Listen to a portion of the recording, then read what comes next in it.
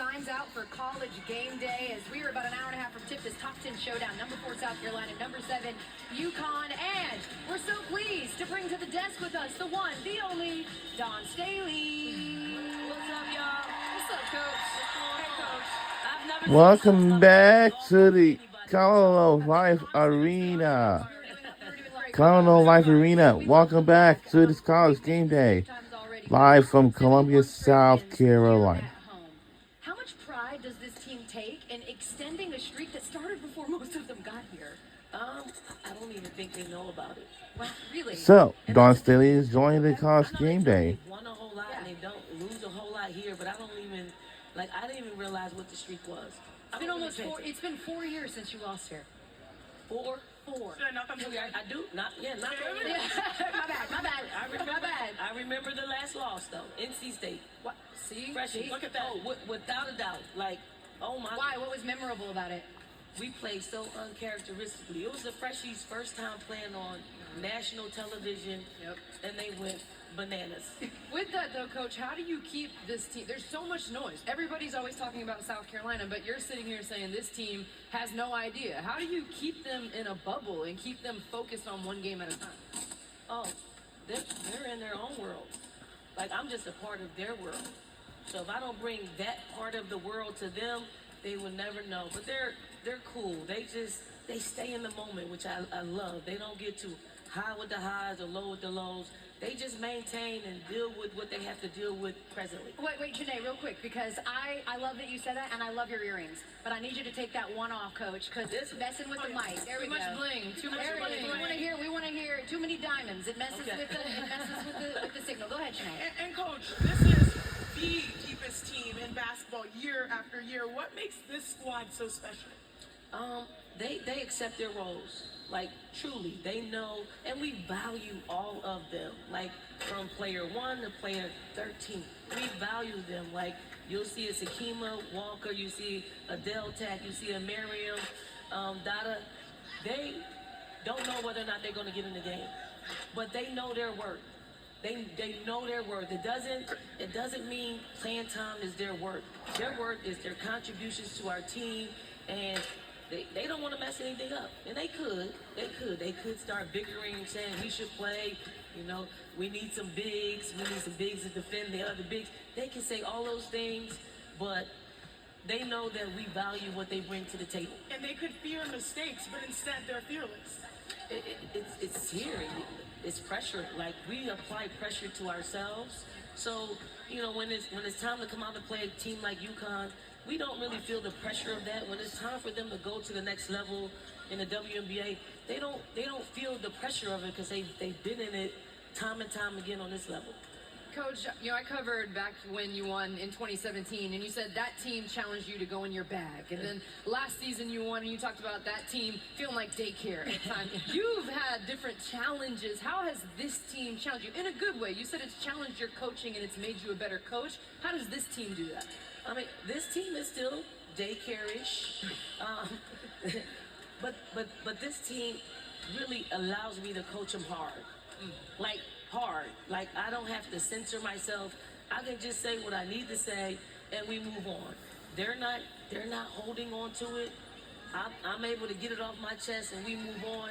And we can be the best versions of ourselves when it's like that. If they don't like something that I'm doing, they will come to me and say, hey, how can I get more minutes? Hey, how can I be better in this situation?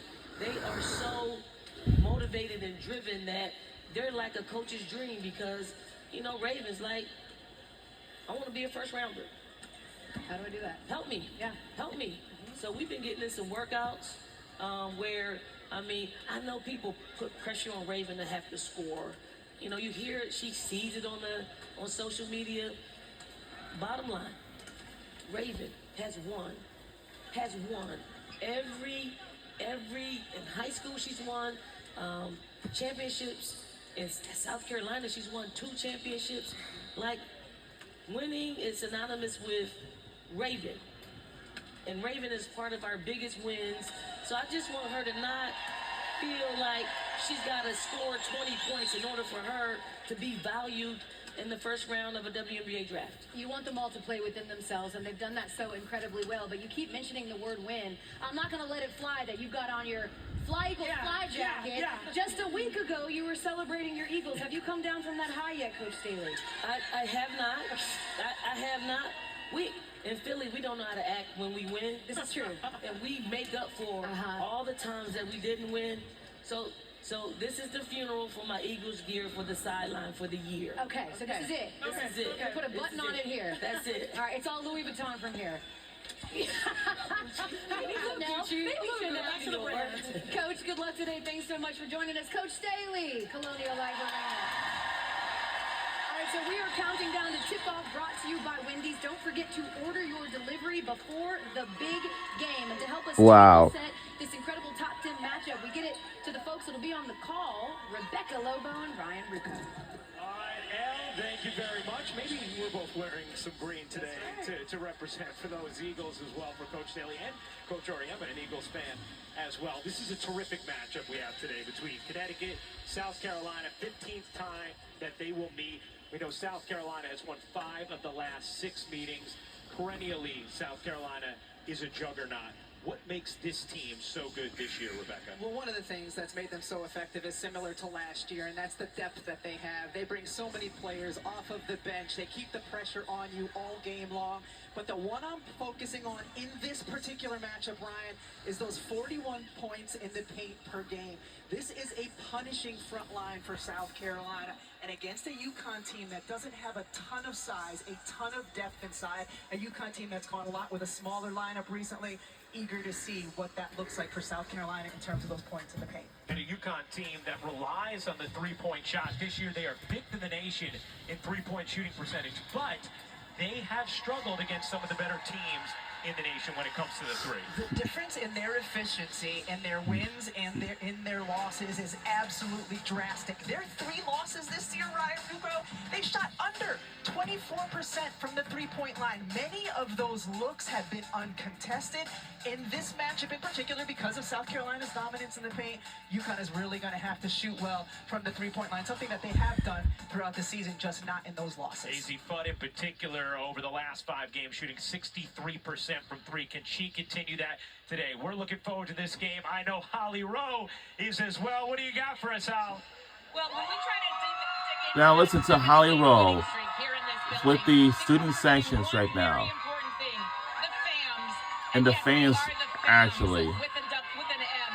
They have come out and been so strong during this entire streak for Dawn Staley. Before she arrived, fans here were in the hundreds. Now this program has been sold out 16 times. They have led the nation in attendance for years. And what Dawn Staley has built here has made this a very difficult building to play and win in if you are an opponent. Today will be no exception. This ticket price today is the second most expensive of the college basketball season. Vivid Seats tells us it is $255 the average ticket price to get into this building today. And that is huge for women's basketball, that money, that interest, and it makes it a very difficult place to play. Fans keep investing, keep building, and women, they are a bet. If you bet on women, like they did here in South Carolina with Dawn Staley, the fans will come and support you. It's been a really fun relationship to watch blossom. Let's go now to Charlie Crane, who will tell us what this matchup might mean for our reveal coming up later. That's right, Holly. In just under an hour, we're going to see the first reveal from the NCAA Selection Committee, what their top 16 looks like. And this game, I think, and those teams in this game, UConn and South Carolina, are certainly going to factor in to that top 16. As will our second game of our doubleheader on ABC, LSU against Texas. I think those two teams will have something to say about that top 16. And then when it's all said and done today, that whole top 16 could be different as we head into tomorrow. And that's what makes this time of year so much fun.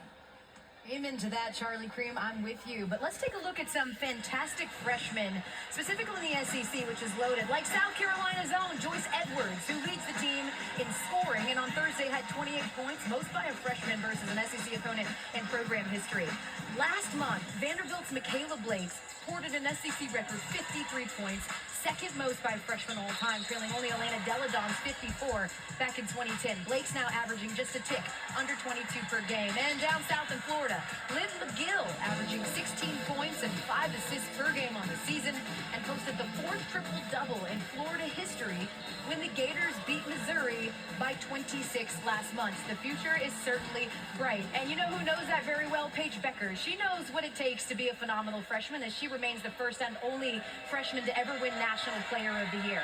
But after 5 years at UConn and her time winding down in the college space, many people are left wondering who then steps in to become the face of Husky basketball. And well, there's one freshman she calls a teammate that I'd say is making a pretty strong case. Sarah's the one player on the team, because she can play inside and outside, that poses the most difficult matchup for the other teams. Sarah Strong takes it all the way. Cooper gets denied by the freshman Strong. I think she's unguardable one-on-one. Strong. Well, Strong to the rim. What a tremendous start to her collegiate career that she's had. Can you describe Sarah's season in one word? Sensational. She has been around the game for a lifetime, and it shows. Good. Quick feet. Make it quicker. Basketball means a lot to my family. My dad, he played at NC State and played overseas. My mom played at Harvard, played in the WNBA and overseas as well. So, I mean, I grew up around basketball and grew up watching my parents play, so it really means a lot. I lean on them a lot. They've done what I want to do. They've played in professional league, so That's Sarah Strong. talk to them about everything, and just they kind of give me guidance on every aspect of my life. Can you tell us, where will you be playing college ball? For the next 4 years, I'll be going to. UConn's always been my dream school, and I knew about Maya Moore. She was one of my favorite players, and everything that they built here, I was just really interested from the beginning. People like to say choosing UConn is the easy choice, but I think it's one of the hardest decisions you can make in your life, just with the pressure, the expectations. That's the standard that you set for yourself. And Sarah checks all those boxes. Strong able to come up with a steal. How about the freshman Strong? What struck you about her when you first watched her play? Her feel, her sense of what decision to make when, which is so unlike young players at that age. But when she catches the ball, she instinctively knows where's the next pass supposed to go. I thought we were getting a generational type player. Strong's three. She got it. It's a pretty good connection. Beckers to Strong. One of the best 1-2 punches in women's college basketball. Paige Beckers. How much have you leaned on her through your freshman year? I leaned a lot, kind of from a distance, just watching her, the way she carries herself, the way she plays, and kind of person she is on and off the court, just kind of just watching like that. I think our on-court chemistry is kind of really just natural. It's very fun because we have this unspoken understanding between us where we just look at each other and make eye contact, and we know exactly what each other wants to do. UConn fans, we already know, expect championships. But how do you personally define success this season? I would define success by me gaining more confidence for the next year and just growing for the next years to come. I think I have a lot of room to grow on and off the court as a person, as a player. I think that by the time Sarah's done here at UConn, she could definitely be on the Mount Rushmore and be one of the top 5 players to ever wear the UConn uniform. I'm very excited for the future of UConn after I leave, with Sarah Strong taking over, as she's already doing an amazing job now. I asked Paige how she would compare the program that she inherited to the one that she will now be leaving Sarah Strong. And she said, the mission is the same for every player in the post-Dewey era, to return UConn to the national zenith by hanging their 12th banner in the rafters at Gamble Pavilion. And certainly they're looking to do that. Gino jokes all the time. It's been since 2016. He's like, they're going to run me out of town. It's been that long since we've won. Yeah, what really struck me about the piece was when Paige said, people think choosing UConn is the easy choice, but it's actually a really hard choice. It's the hardest choice. it is especially hard right now. She came into a UConn team that hasn't been healthy, that has made it to a Final Four, but hasn't won a national championship. She comes in with so much of a load on her shoulders. Think about UConn teams in the past. A superstar freshman could come in and have a lot of talent around her and a lot of health around her. There's been a succession plan. That's the word. For superstars coming in. They haven't had that in the last multiple years because of their health issues. They have been able to pass the torch from player to player to player. And I'm just thinking about the ones that I've played against.